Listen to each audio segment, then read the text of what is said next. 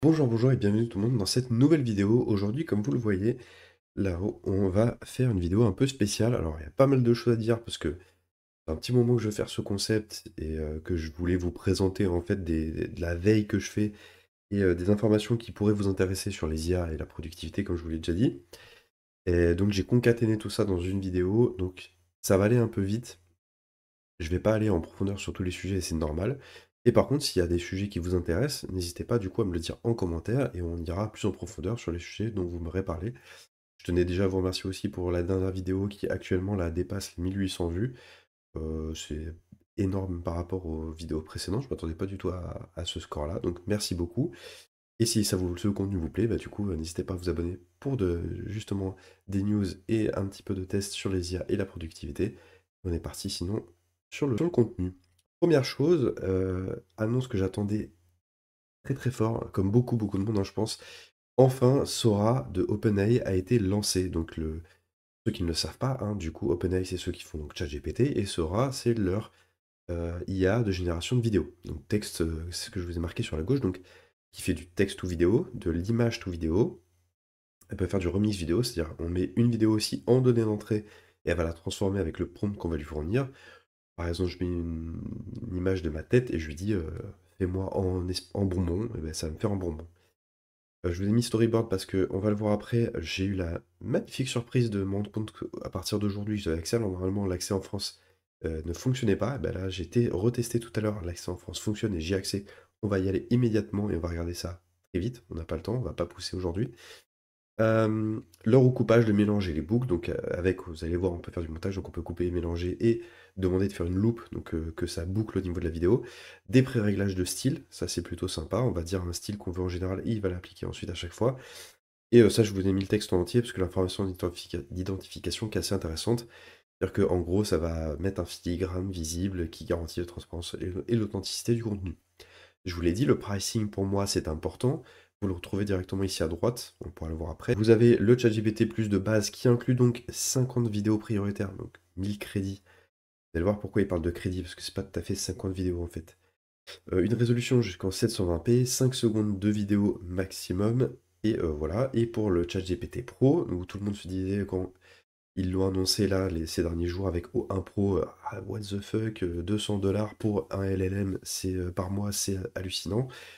Et ben en fait, dans ChatGPT Pro, il y a aussi de la vidéo, ce que j'ai vu d'autres mecs qui en parlaient, donc Unlimited Relaxed Video, ça ne signifie pas que c'est un autre moyen de le faire, etc. Ça veut juste dire que vous pouvez générer autant de vidéos que vous le souhaitez, c'est juste qu'elles ne seront pas dans les priority vidéos. Donc vous avez 500 priority videos, donc 10 000 crédits, où ils vont être traités rapidement, et ensuite vous aurez autant de vidéos que vous voulez, mais là par contre, le délai sera plus long puisque vous ne serez pas prioritaire.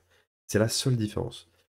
Par contre 200 du coup, on comprend mieux le prix pour, un générateur de vidéos tel que Sora et qui peut le faire donc en illimité avec une résolution en 1080p du coup pour cet abonnement-là, 20 secondes et 5 concurrent generation, donc vous pouvez générer jusqu'à 5 vidéos en même temps. On va aller sur mon autre fenêtre qui est pas la fenêtre d'OBS, ce qu'on s'en fout, mais sur Sora. Donc là, bon, ça vous spoil un petit peu la suite. Mais donc là, on est sur Sora. Alors, vous pouvez voir pas mal d'exemples. On est sur la partie feature. Donc, ça nous met des vidéos qui ont été générées par Sora. Et on voit que, effectivement, c'est quand même très beau. Et ça fait des choses vraiment très stylées. Par contre, le problème de Sora n'est pas la qualité et la beauté, mais par contre, la gestion de la physique. Il est très mauvais dans la gestion de la physique. Et on va regarder vite fait mes vidéos que j'ai générées. Vous me connaissez, j'ai fait pour ceux qui ont déjà vu mes vidéos, mon ordinateur qui prend feu sous l'eau. Voilà ce que m'a fait Sora. Alors du coup, on a la partie storyboard, donc le texte, le prompt que je lui ai fourni à différents temps. Vous avez une timeline en fait, et dans la timeline, vous pouvez mettre le texte. Donc déjà, j'aime beaucoup honnêtement, je pense que si je fais edit story, voilà. La façon dont on construit son prompt dans Sora, je la trouve vraiment excellente. Pour le coup, ça change du reste. Ensuite, vous pouvez recut, remix comme je l'ai dit, vous pouvez blend, donc faire des transitions, c'est ce qui vous met la transition between this video and another one. Donc ça va faire un truc smooth entre deux vidéos, et loop, ça va créer donc une loop qui va faire que la vidéo va pouvoir être lue en continu, donc c'est super pour faire des gifs, etc. par exemple. Donc mon ordinateur qui prend feu sous l'eau, alors c'est beau, mais franchement, il fait pas ce que je lui ai demandé, et ça m'énerve. Ensuite, comme d'habitude, un prompt très simple, car exploding, je lui ai demandé. Donc il me l'a fait, bon je trouve l'explosion pas super, les morceaux pas super. Je suis pas ultra emballé par ce prompt-là. Et ça, c'était le prompt que je vous avais déjà proposé, qui est donc une ville futuriste en 3D où on voit des objets, des véhicules volants, etc., etc. Et il m'a fait quelque chose qui est pas incroyable non plus. Alors, et clairement, c'était des prompts très très simples, pas du tout optimisés. Et on peut faire, comme vous l'avez vu dans Features, beaucoup mieux. Donc voilà, si une petite vidéo sur Sora vous intéresse, vu que j'y ai accès, donc je voulais vous le présenter à la base très rapidement, mais finalement, je me suis rendu compte aujourd'hui que j'avais accès, donc moi je vais m'amuser un petit peu avec, c'est sûr. Si vous en voulez plus, par contre, n'hésitez pas à me le dire. Nous, en tout cas, on va retourner sur notre présentation. Ensuite, Google a répondu à cette annonce de Sora avec VO2 et je vais vous montrer quelques exemples qu'on va regarder immédiatement.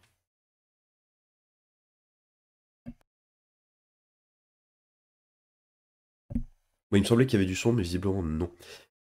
Du coup, là, vous avez vu donc un chien sous l'eau, un cube qui tourne en 3D. Voilà, c'est quand même franchement très propre, très très bien fait. Et en plus, sur les différents exemples que j'ai pu voir de VO2, donc cette IA de génération vidéo de Google, la physique est bien mieux comprise par l'IA et gérée par l'IA. Donc vraiment, vraiment très intéressant. Je me suis inscrit bien sûr sur la liste d'attente pour accéder à VO2 et j'attends. Donc là, je vous ai mis d'autres exemples qui ont été fournis par Google DeepMind, puisque ça vient de DeepMind, hein, la partie IA de Google. Vous avez le prompt en dessous et la vidéo au-dessus. Voilà, c'était un exemple qui était vraiment pas mal dans une voiture. Ici, du miel sur des pancakes, et on voit que la physique est pas mal du tout, assez respectée. Là, pareil, un chien sur une bouée dans une piscine, et vous pouvez voir que on a, bah, c'est encore une fois, la physique est plutôt respectée, il y a très très peu d'incohérences, c'est quand même très très propre. Et là, des dames péruviennes qui se baladent en montagne. Voilà, ensuite on a annonce très récente hein, pour le coup, puisqu'elle date du 13 décembre, Pika, qui a annoncé aussi son modèle 2.0. Donc je vous ai mis le petit tweet d'annonce. Mais derrière, ils ont fait une vidéo YouTube que je vous mets immédiatement.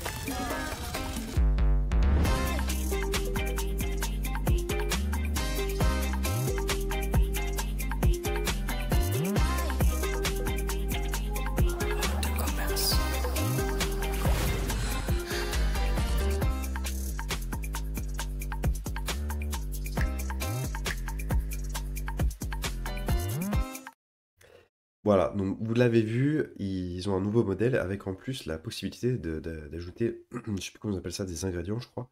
Et donc du coup, une tête, un objet, et ça vient mixer tout ça dans la vidéo, c'est quand même assez impressionnant. Je pense que je vais tester ça aussi assez rapidement, mais vraiment pas mal. Autre nouveauté, Tencent qui a lancé leur propre génération de vidéos et pour le coup elle est open source, je crois que c'est même marqué, voilà, c'est marqué dans ça c'est leur premier tweet hein, qu'ils ont fait donc le 12 juillet, qui disait voilà on arrive sur Hugging Face, on va faire une IA et donc 6 Go de VRAM, etc. Je vous ai mis, on l'a ici du coup, et donc du coup plusieurs exemples qui sont montrés par la suite. Ils se sont relancés après avec Hugging Face ici où ils ont mis des extraits de vidéos.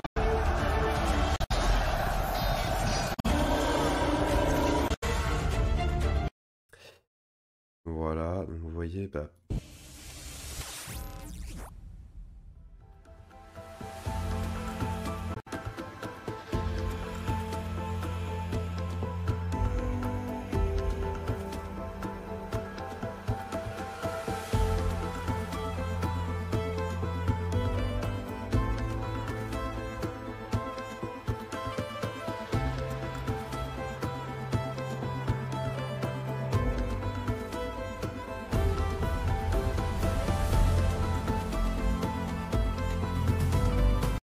voilà, on a assez d'exemples. Je vais pas aller plus loin, pour le coup, je pense que c'est assez clair. Voilà, donc ça permet, alors là c'était le 3 décembre, mais aujourd'hui sur Comfy UI, vous pouvez utiliser une Yuan, difficile à prononcer pour moi, qui est donc un modèle de génération de vidéos open source. Donc vous pouvez le télécharger et générer vos vidéos entièrement gratuitement, ou le faire tourner sur des serveurs cloud, etc. En fonction bien sûr de la capacité de votre machine. Il fait pas mal de bruit hein, dernièrement le modèle en question, et je vous avoue que c'est plutôt normal. Je me suis perdu dans mes trucs, j'en suis là. Ensuite, alors j'ai... Non, reviens là, affiche-le moi. On a Blaine Brown qui nous a fait un comparatif très intéressant sur les IA actuelles en vidéo. Veux-tu bien m'afficher le plein écran? Il n'a pas envie, très bien. Allez, sois sympa. Il n'a pas envie, il a même cassé ma présentation, vous avez rien vu. Et en gros, donc vous avez Ailio, Google VO2, Sora, Runway MLG 3 Alpha, Inuan, donc, que je vous ai présenté juste avant, Luma, Kling 1.5 et Pika 2.0.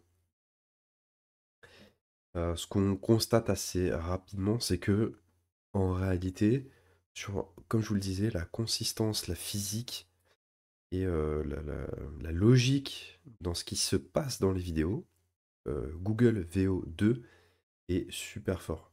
Voilà, en termes de qualité graphique, on peut le voir, la Sora c'est propre, c'est beau, mais ce qui se passe n'a pas de sens, comme là avec Runway. Là où VO2, tout a un sens, tout est logique et cohérent. Donc ça, c'est quand même très très fort. Voilà, Ailio, qu'on a déjà testé, que vous avez vu en vidéo sur la chaîne. Voilà, Pika 2.0 dont j'ai parlé juste avant. Vous voyez, c'est un peu bizarre ce qui se passe au niveau de la coupe. Là, pareil, les tranches disparaissent avec Kling. Ce qui n'était pas du tout le cas, comme vous l'avez vu, avec VO2. Luma Dream Machine, que moi je vous ai pas présenté parce que vous voyez même le couteau disparaît. Moi j'aime pas trop Luma, je le trouve pas très fort. Et Unuan, le dernier que je viens de présenter, qui est donc open source. Ensuite, on passe sur toute autre chose. J'en ai fini avec les vidéos.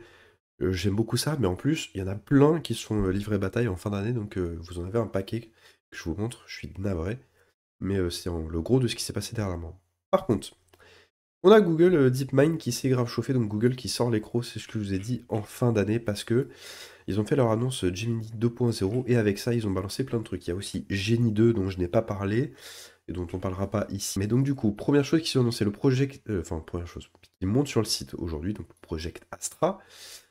Si vous en avez entendu parler, donc ça permet en fait on peut le trouver de toute façon toutes les technologies ici. Je vais vous l'afficher vite fait. En fait, ça permet avec soit des lunettes connectées, soit un téléphone, de montrer le monde qui nous entoure et de discuter directement avec l'IA.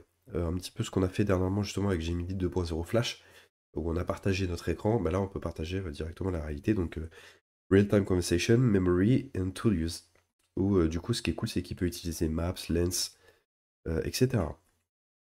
Encore une fois, je vais passer vite sur les technos et sur ce qu'on a présenté, puisque il y a beaucoup de choses à montrer. Il y a aussi le Project Mariner qui a été présenté. Ça, c'est un Human Agent Interaction, donc Starting with Your Browser. Ça permet, en fait, je vais vous montrer d'ailleurs juste après, je spoil un peu, une extension qui le fait déjà, mais en gros, ça permet de donner à une IA le contrôle de votre navigateur, et donc du coup de créer des vrais agents qui vont aller bosser pour vous sur votre navigateur internet. Donc super intéressant. Voilà, et donc après on arrive aux technologies dont je vous parlais, donc VO, où on va pas en reparler, je vous ai montré VO2 juste avant. Imagen 3 qui est le générateur d'images de Google, qui a pris un petit bonus.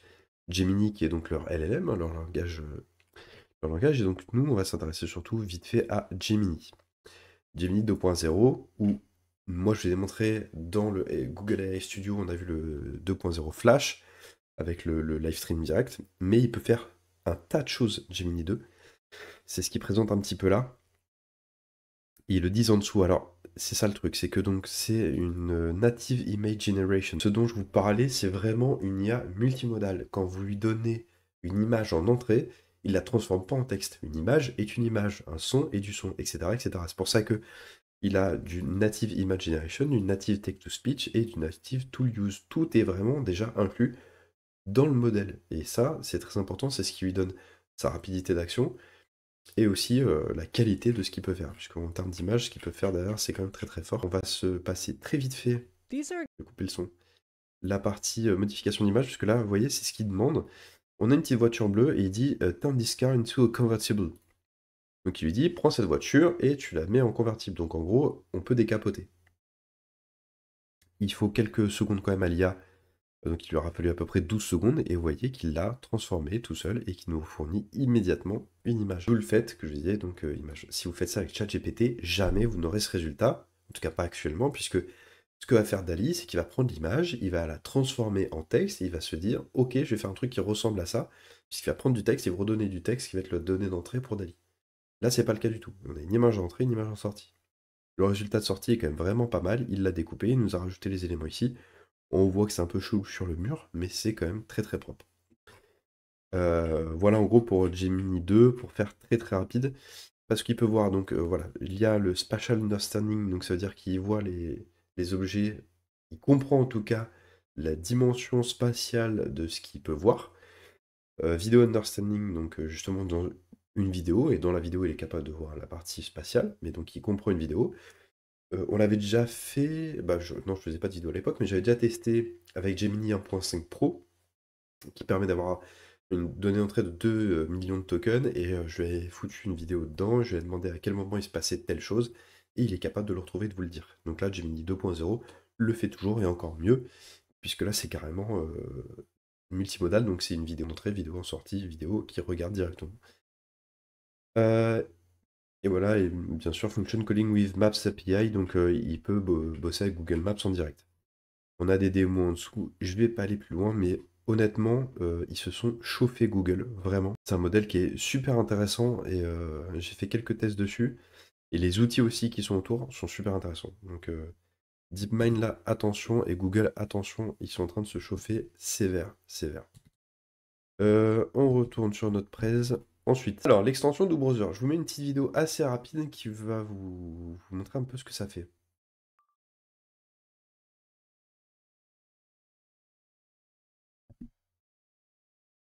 Je pense que vous êtes en train de comprendre ce qui se passe, mais donc là, vous voyez, vous êtes sur Google Chrome, vous avez une petite fenêtre sur la droite où vous avez une IA qui est en train de vous dire ce qu'elle est en train de faire.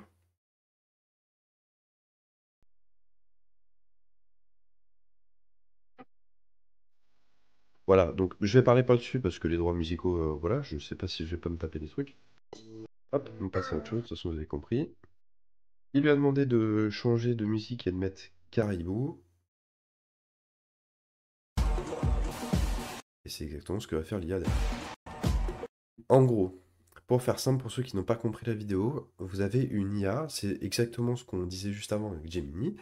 Gemini, ils ont annoncé que, enfin, le projet Mariner, qui va permettre du coup d'avoir une IA qui prend le contrôle de votre navigateur internet et qui donc du coup fait des choses à votre place, et ben c'est déjà possible avec cette extension qui s'appelle Do Browser. Je l'ai ici.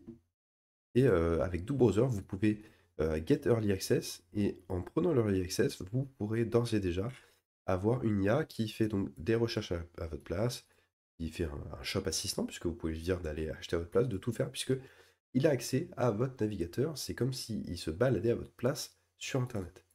Donc c'est hyper utile pour tout un tas de choses, comme ils le mettent là, Task Automation. Pour des gens qui veulent, par exemple, aller faire de la prospection sur LinkedIn, c'est du beurre, quoi. Vous lui dites, allez, va sur LinkedIn, prends les profils dans tel type de catégorie, prends les 10 premiers de la liste, et envoie-leur un message pour leur dire que j'aimerais les contacter et faire un rendez-vous avec eux dans la semaine. Et ben, il va le faire. Voilà, vous avez rien de plus à faire, il va le faire. Ou alors lui dire, prends justement les contacts des 10 premières lignes que tu trouveras sur LinkedIn pour tel type de personnes, et remplis-les-moi dans un Excel ou dans un Notion, dans une database Notion, peu importe, il va le faire. C'est une dinguerie. Par contre, ça vient avec un petit coût qui est donc 25 $ par mois pour le EO lancement. Donc je pense que c'est en plus une offre pas chère actuellement. Avec par mois inclus du GPT-4o à 250 inclus. Sinon, vous pouvez rajouter votre clé OpenAI pour continuer à aller plus loin que seulement 250 prompts qui vont, je pense, très très vite. Enfin, pas prompts, puisque c'est, je rectifie, pas 250 prompts, mais 250 demandes. Donc tous les échanges que vous avez vus dans la vidéo, à chaque fois, c'est un call à l'API, et donc du coup, ça vient taper dans vos 250 inclus. Voilà, donc ça c'est une dinguerie, hein. Je passe assez vite dessus, mais c'est une dingue. Ensuite, Suno qui passe en V4. Alors ça, pour ceux qui ne connaissent pas, Suno, c'est une IA qui permet de générer de la musique. Ils sont passés en V4 et c'est un gap assez énorme. La qualité est vraiment bonne.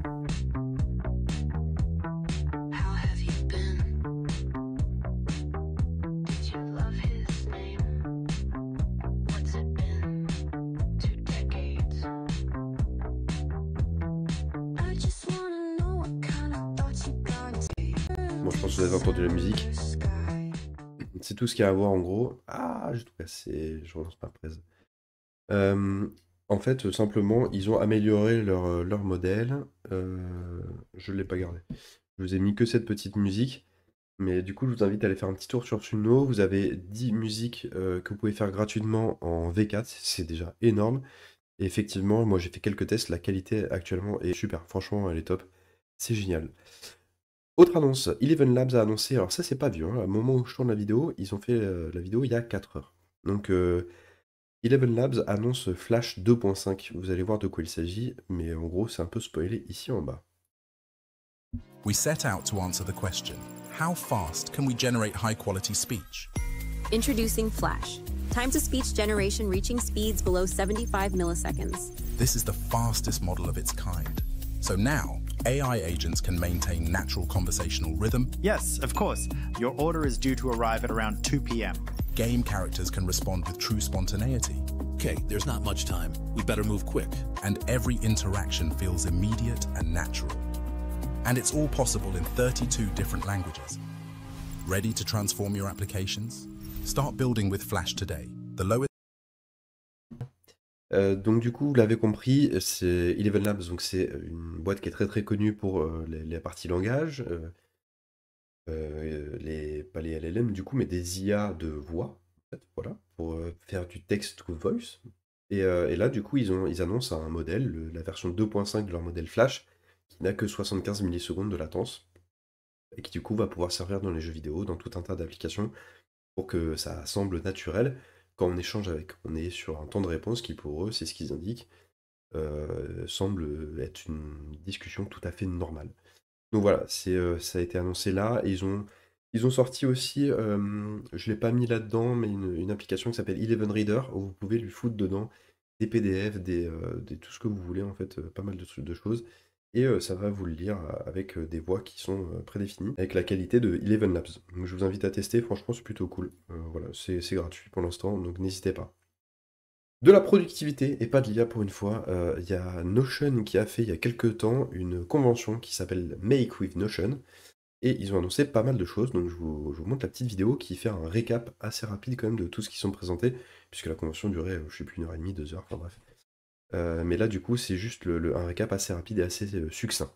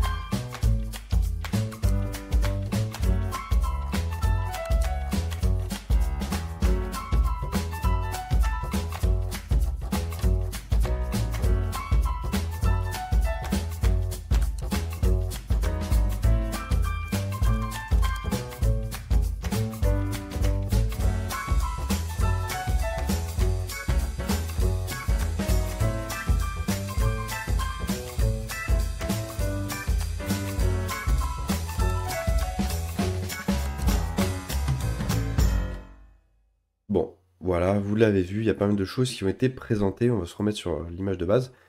Donc les formulaires, donc super intéressant, ça vous permet de créer des formulaires, de les partager sur internet, et quand les gens répondent à ce formulaire, ça vient remplir une base de données. Donc c'est une vue de base de données un peu particulière. Voilà, c'est super intéressant, ça a existé depuis très très longtemps sur Airtable. C'est dommage que ça ne soit pas dans Notion, maintenant c'est dans Notion, c'est très très très cool. Les layouts, donc ça c'est juste de la mise en forme, ça vous permet de changer la mise en forme en fin de vos pages et de mettre des blocs un peu sur la droite au-dessus surtout sur les bugs de propriété, donc c'est plutôt intéressant, voilà, mais c'est uniquement de la mise en forme. Automations, là, du coup, vous avez vu, il y a des nouvelles choses. J'ai une slide juste après où on va revenir sur une automations en particulier qui sont mises. Maintenant, on peut créer des variables dans les automations et surtout faire, je vais vous dire après, les marketplaces, puisque du coup, les templates Notion étaient déjà vendus, plein de gens, hein. Il y avait un market, justement, noir, entre guillemets, qui n'était pas officiel. Là, maintenant, il y a une marketplace officielle. Les gens peuvent acheter directement dans Notion des templates. Et donc, du coup, le créateur est rémunéré. Et je suppose que Notion pour sa petite commission au passage. Notion Mail qui a été annoncé, qui n'est pas du Notion Mail natif. Donc, c'est pas Notion qui est la boîte mail. Ça s'adosse à une boîte Gmail, en tout cas pour l'instant. C'est ce qui a été annoncé. Et je suis sur la liste d'attente depuis un petit moment déjà. J'ai très très hâte de pouvoir tester Notion Mail. Mais voilà, je n'ai pas pu y avoir accès et les personnes qui ont accès ont le droit de diffuser que très peu d'informations, donc on n'en a pas vu grand-chose pour l'instant, si ce n'est que ça a l'air franchement très intéressant et une façon de voir les mails un petit peu différente de ce qu'on connaît aujourd'hui. Donc voilà, Notion qui continue. Notion, je rappelle, 100 millions d'utilisateurs pour une application de productivité. Donc voilà, qui continue de faire son ascension. Et j'espère qu'ils feront les bons choix. Du coup, je vous parlais de une chose. Donc, dans les automations, dans les boutons et dans des choses, vous avez aujourd'hui les webhooks. Pourquoi j'ai mis ça à part et pourquoi je le dis? Parce que c'est une nouveauté qui game changer en fait. Pour ceux qui ne savent pas ce qu'est un webhook, en fait un webhook ça va vous permettre avec un lien, une URL, d'aller lancer des actions, par exemple dans Zapier, dans Make, sur tout un tas d'applications en fait sur le web. Donc du coup ça veut dire que vos automatisations vers l'extérieur de Notion, et même vers l'intérieur en soi, explosent. Voilà, vous avez démultiplié les possibilités avec Notion, rien qu'avec cette ligne qui est le webhook. Pour ceux qui ne connaissent pas, renseignez-vous sur ce que sont les webhooks et ce que vous pouvez faire avec. Pour ceux qui connaissent, vous savez la dinguerie que ça représente. Autre application que je suis un petit peu sur la partie productivité, prise de notes, etc., qui est craft.do, qui est passé en version 3 le 28 novembre. Et d'ailleurs, ils ont toujours une promo là actuellement sur tous les plans qu'ils font en pricing. Vous avez 50% à vie si vous le faites là jusqu'au 31 décembre. Donc dépêchez-vous si Craft.do vous intéresse. C'est surtout pour les gens qui sont dans l'univers Apple. En attendant, je vais mettre ça sur le son. Parce que du coup, vous avez une application mobile uniquement sur iPhone. Donc c'est surtout voilà, pour les gens qui sont chez Apple, ce qui n'est pas mon cas. Donc du coup, ça limite un petit peu mon utilisation. C'est pour ça que je suis pas dessus. Et je me suis aussi renseigné à titre informatif, ça peut vous être utile. Ils disent que le stockage est illimité, ce n'est pas vrai. Dans les conditions d'abonnement, vous avez un fair use de 1 Tera. Attention à ça. Petite pause. Et ben, cette vidéo, pour moi, en tout cas, se termine là. Je vais vous montrer ChatGPT Vision avec un VPN, comment j'ai géré ça. Et puis une petite surprise à la fin pour la vidéo. Mais du coup, moi, ma petite tête s'arrête ici et je vous laisse avec la fin de la vidéo. Salut. Première étape, on va aller dans les paramètres de ChatGPT, dans la section stockage, et on va vider le cache et supprimer les données. Une fois que c'est fait, on va forcer l'arrêt de l'application, et ensuite on va la réouvrir. Hop, ensuite il va nous demander, en théorie, voilà, de se reconnecter. Donc voilà. Je vais me connecter de nouveau avec mon compte. Et nous voilà connectés, cette fois-ci avec un VPN en Amérique. Donc là, je suis sur un truc aux États-Unis. Et quand je vais lancer cette fois-ci la parole, ça va me proposer du coup Bien sûr. De quoi as-tu besoin exactement? de lui partager l'écran. Et là, vous pouvez voir mon magnifique setup atypique. Et donc, ça revient un peu au même de ce qu'on avait vu avec Gemini en fait. Hein. Est-ce que tu peux me décrire là ce que tu vois, qu'est-ce que tu penses de ce setup? Bien sûr. Je vois que tu as un setup avec un clavier, un micro et un écran avec OBS Studio ouvert. Ça a l'air bien organisé et fonctionnel.